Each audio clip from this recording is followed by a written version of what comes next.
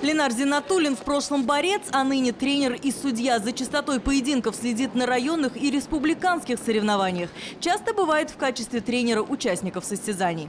История Ленара как наставника началась в 2011 году. Всего за 6 лет он смог воспитать несколько чемпионов. Тактика и стратегия тренировок основаны на уважении к детям и любви к одному из тяжелых видов спорта – борьбе.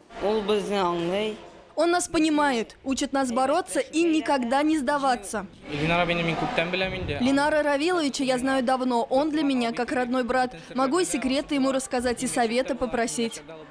Советы и секреты – это после тренировок. Во время занятий Ленар строгий наставник. На ковре побеждает тот, у кого больше воли к победе. Когда медали достаются соперникам, собираются, анализируют ошибки, чтобы их не повторять.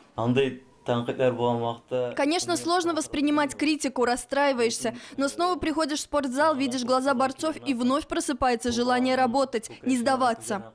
Ленар – творческая натура с борцовским характером. Он любит рисовать, сам научился играть на баяне. Но спорт всегда на первом месте.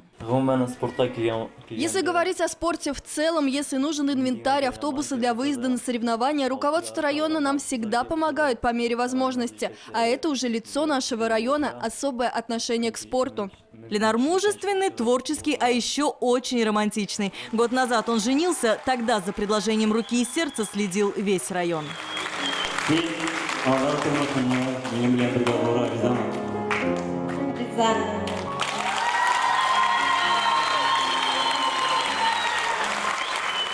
Пока они живут с родителями и братом, Ленар и Динар. Их часто путают. Если приглядеться, абсолютно разные, но самые родные.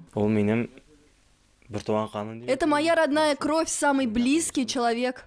Родители Ленара вспоминают, сколько радости было, когда родилась двойня. О том, что их семья пополнится сразу на 2 членов семьи, узнали только в роддоме. Родные не только по крови, но и по духу. И даже спорт 1 на 2.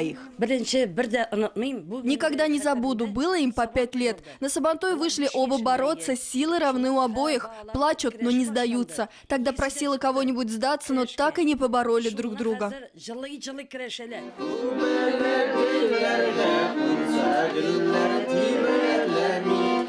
У Ленара есть мечта, он хочет стать заслуженным тренером Республики Татарстан, оставить свой неповторимый след в любимом деле. Уверен, что все обязательно получится. Характер борца не позволит остановиться.